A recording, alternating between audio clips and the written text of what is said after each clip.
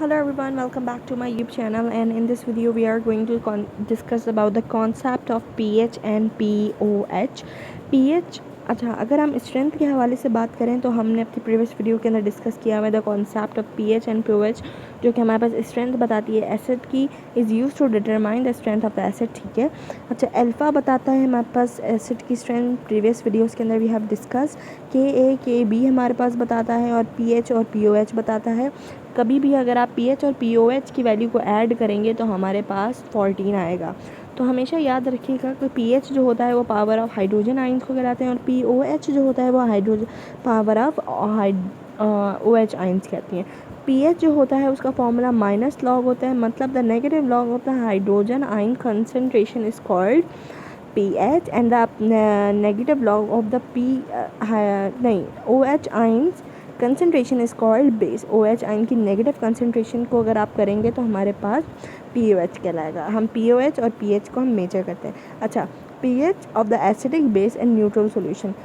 pH और हम कैसे, मतलब एक एक्वस सोल्यूशन है जो कि न्यूट्रल है, तो उसके अंदर फॉर एग्जांपल वाटर है, तो हमारे पास उसके अंदर क्या होगा, H और OH के जो नंबर ऑफ मॉलिक्यूल्स होंगे वो सेम रहेंगे, मतलब 7 रहेंगे। तो ये वाटर POH, वाटर जो होता है वो एसिड भी नहीं होता है ना बेस होता है, वो न्यूट्रल होता है। कभी कभी वो एसिड के तौर पे बिहेव करता है, कभी कभी वो बेस के तौर पे बिहेव करता है।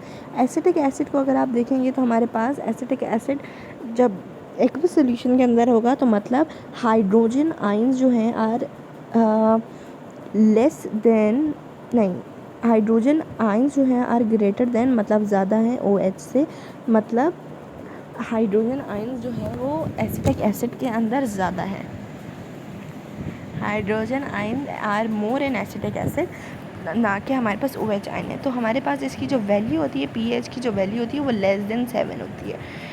1 2 3 4 5 6 6.5, ये यहाँ तक हमारे पास एसिडिक वैल्यूज़ होती हैं। मतलब कोई भी कंपाउंड होगा जिसकी अगर हमारे पास वैल्यू निकलेगी 1 2 3 4 5 या 6.5 6.8 6.9, तो ये सारे एसिडिक होंगे। लेकिन किसी का 7 आ गया तो हमारे पास वो न्यूट्रल कहलाएगा। दूसरा हमारे पास एक और दिया हुआ है कि अल्कलाइन, जिसको हम बेसिक कहते हैं, या फिर हम उसको NaOH जो है एक हमारे पास बेस है। तो उसके अंदर हम कैसे फाइंड आउट करेंगे, कंसंट्रेशन के हवाले से। अगर आप देखेंगे कि हमारे पास H की concentration is less than OH, H की कंसंट्रेशन अगर हमारे पास OH से कम होगी तो उसके अंदर क्या होगा, मोर देन 7, मतलब उस कंपाउंड की जो वैल्यू होगी वो ज़्यादा आएगी, 7 से ज़्यादा आएगी। इट कैन बी 9 8 7 9 8 6 नहीं 9 8 10 11 12 13 14 भी आ सकती है। तो आई होप दिस इज़ क्लियर। अच्छा, दूसरा हमारे पास एक और, यहाँ पे हमारे पास एक और सी एक बहुत कॉमन सा टेबल आ जाता है, यूरिन है। अगर आप देखेंगे तो यूरिन हमारे पास 6.0 है। तो 6.0 है तो मतलब यहाँ पे ये एसिडिक है। ह्यूमन ब्लड की बात करेंगे तो हमारे पास बेसिक है, क्योंकि अगर आप इनकी वैल्यू देख लें 7.6 है। मैंने आपको अभी भी बताया कि जिसकी वैल्यू 7 से ज़्यादा होगी वो बेसिक कहलाएगा। मिल्क है वो भी एसिडिक होता है, इसकी वैल्यू देख लें। सी वाटर है वो बेसिक होता है, लेकिन प्योर वाटर जो हम पीते हैं वो न्यूट्रल होता है। विनेगर जो हमारे पास एसिटिक एसिड कहलाता है वो 2.8 होता है। ऑरेंज जूस सिट्रिक एसिड जो लेमन के अंदर होता है वो 3.5 होता है। ठीक है। दूसरे हमारे पास आइटम्स आ जाते हैं। टोमेटो होता है, ऑक्जेलिक एसिड जो कि हमारे पास एसिड होता है जिसकी वैल्यू हमारे पास 4 है, तो ऑफ कोर्स ये एसिड है।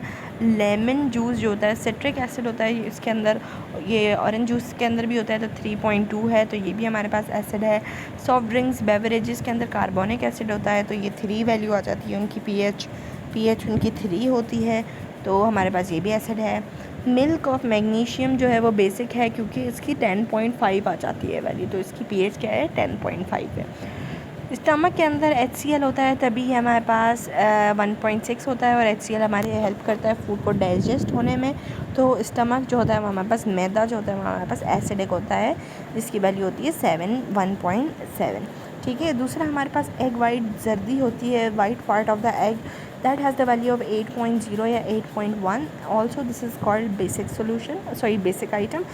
वॉशिंग सोडा जो कि हमारे पास Na2CO3 जो कि बेसिक होता है, it has the value of 12, that refers to that is it is the basic solution. ठीक है। हमने देख लिया। अच्छा, now we are going to see कि हमारे पास colours of some indicators and acid. अगर आप एक सॉल्यूशन या फिर आप एक एक्सपेरिमेंट करें, indicators is something that are the substance which determine the titration के अंदर हमारे पास कलर दिखाता है, मतलब इंडिकेट करता है, डायरेक्शन देता है।